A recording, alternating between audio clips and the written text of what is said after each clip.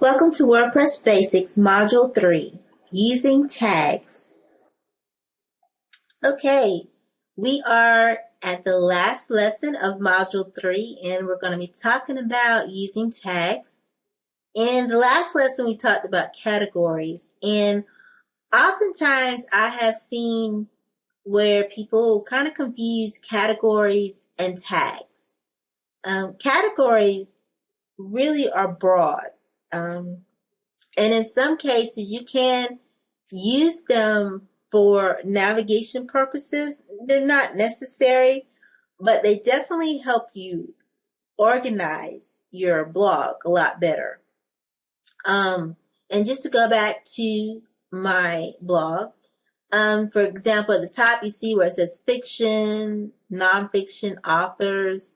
Those are really broad categories. And then you see where I have subcategories underneath the main or parent categories.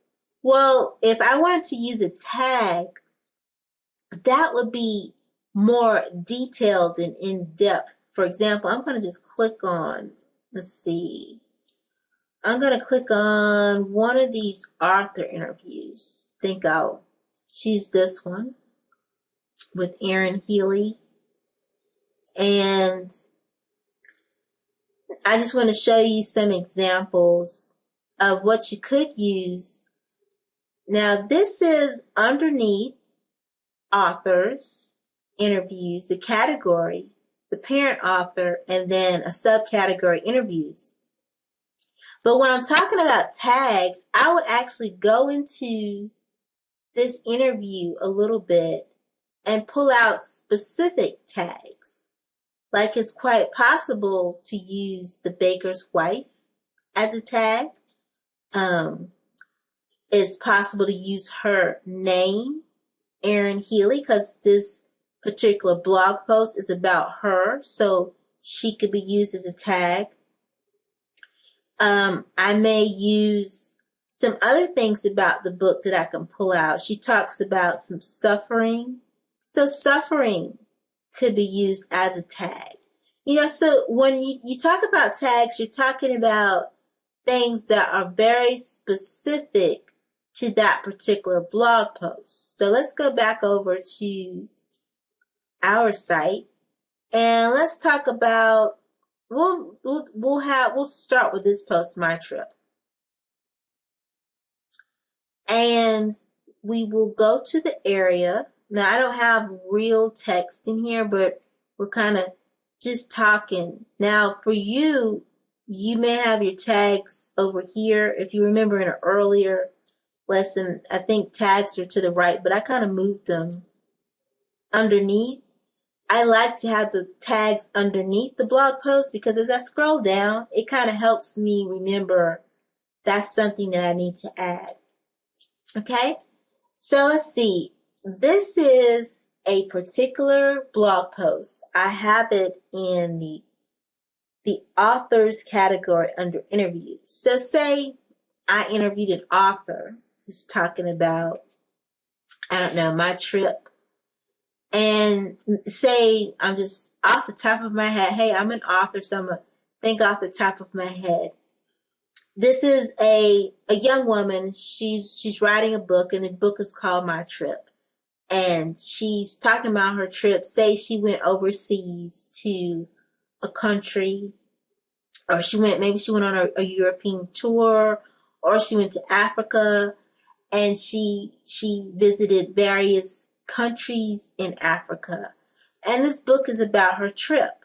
So the broader term or the broader category for us and the people who will visit our website would be, well, she's an author and we're posting an interview about her.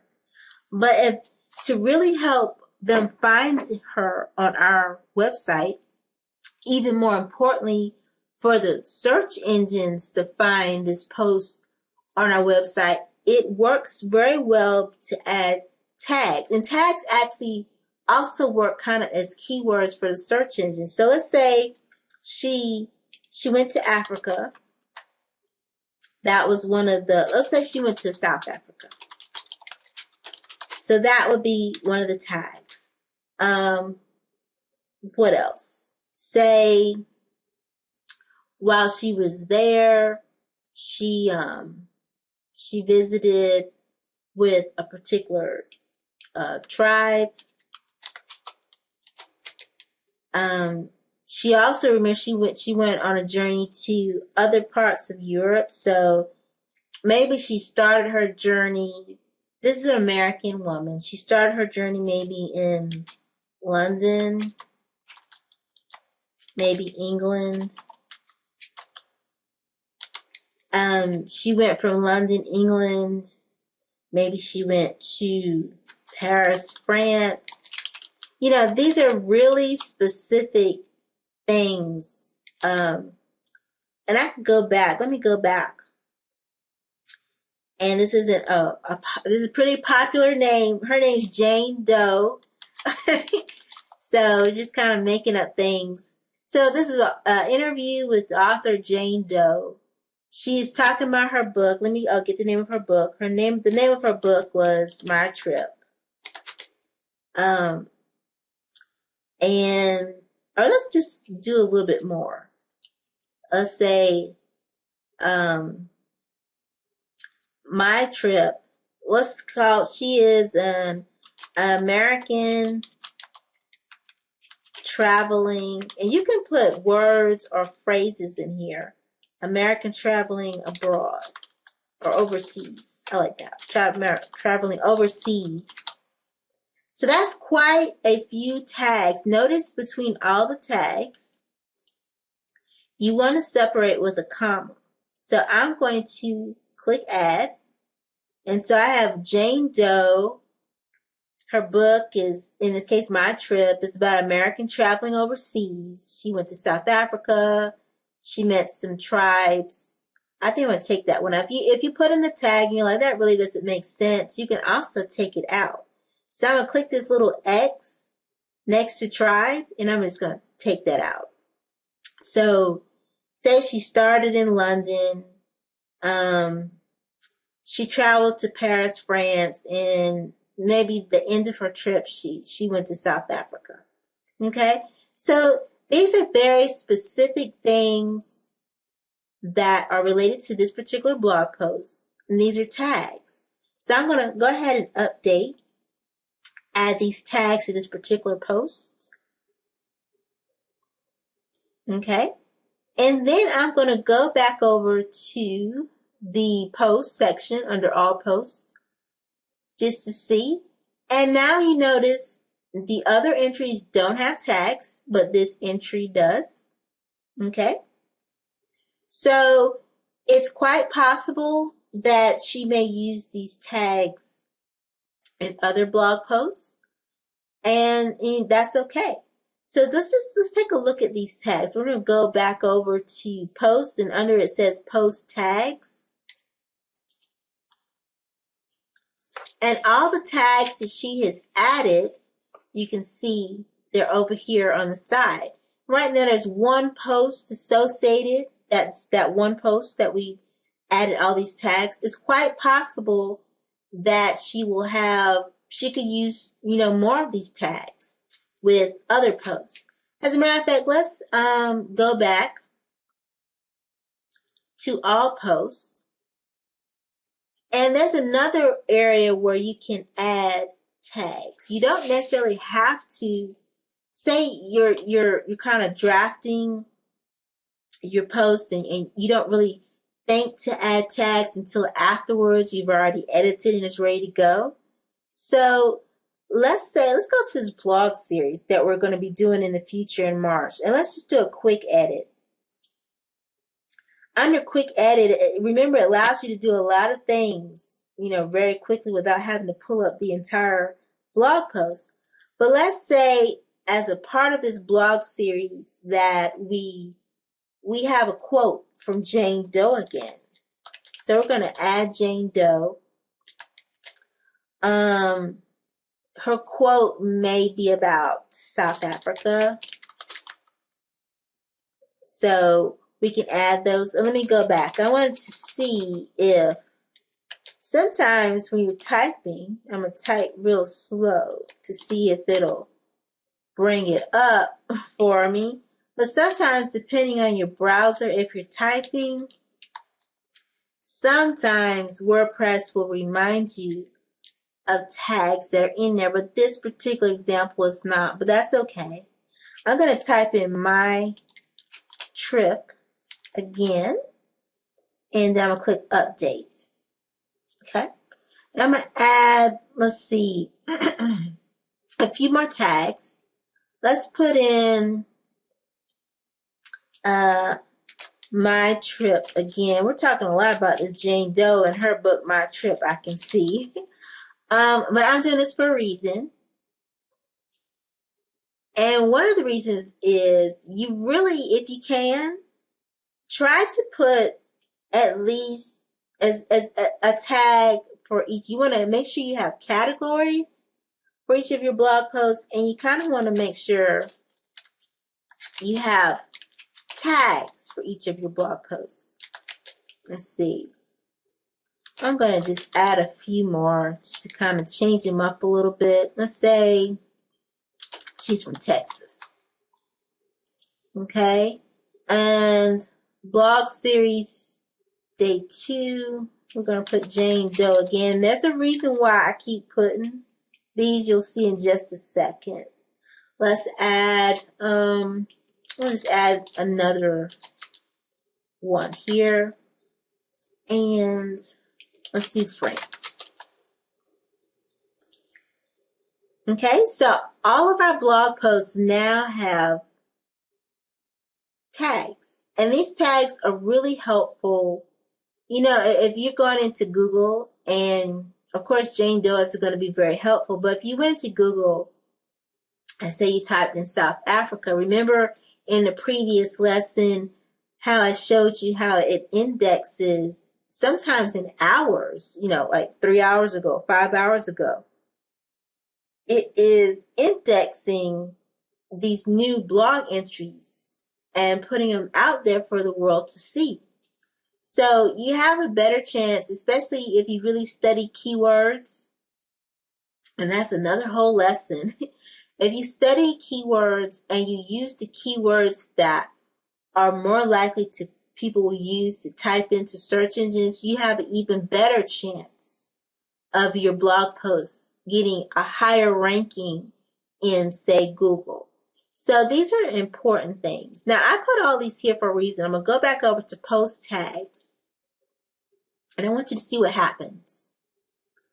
If you notice, it'll show you your popular tags on the side here, over here on the left. This is called a tag cloud. You might, if you visit blogs a lot, some people use these. Back in the day, a lot of people used these. And you don't see them as often anymore. I actually use them on my site. I'll show you in a second. But the ones that you have the most tags in, for in this case Jane Doe and My Trip, they'll show up bigger. And that visually, that works for you to see, oh, okay, I have a lot of tags I have a lot of blog posts that use this particular tag. And that could be really helpful for you. It might you might pull those particular posts out again. You might check on the popularity of those posts to see, if they're really useful, if you have a lot of them.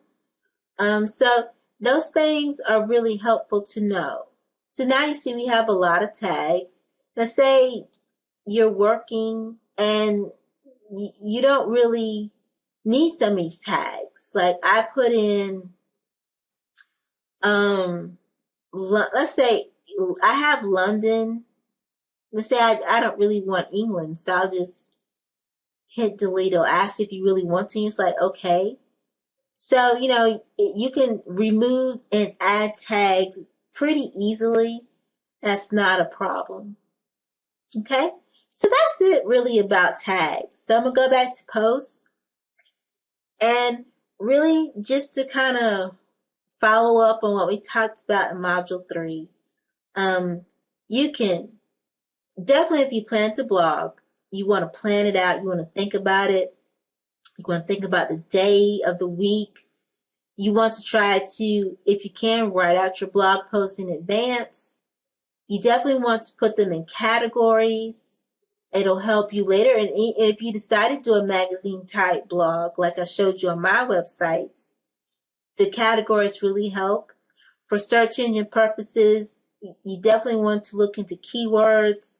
Whatever that blog post about, you want to at least try to choose a couple of, they recommend at least 5 keywords that could be used as tags. You want to try to really go through your blog posts and try to pull those out and use tags. All of these help. The whole idea behind blogging, it does really help you put information out there for others, and also it draws traffic back to your website. So if it's something you're willing to do, I hope this particular Module 3 really helped you kind of think really strategically about how you want to use the post section of WordPress. Okay? We will be back here again for Module 4. Module 4, I'm really excited about because we really have been just playing with text for now. We're going to come in, we're going to talk about images and how you can use those to spice up your blog posts, to spice up your pages. We're going to talk about video. Video is big. Anytime you can add video, people love YouTube. YouTube is one of the most popular websites because people can sit and watch video. So we'll talk about that. We'll talk a little bit about adding audio as well. Audio is nothing to not consider. I mean, people are still big radio fans. So audio is just as important. A lot of people like to listen to books in the car. So, having audio on your website is just as important, or it works just as well as adding any other type of multimedia such as video. So we'll talk about that in Module 4. So stay tuned.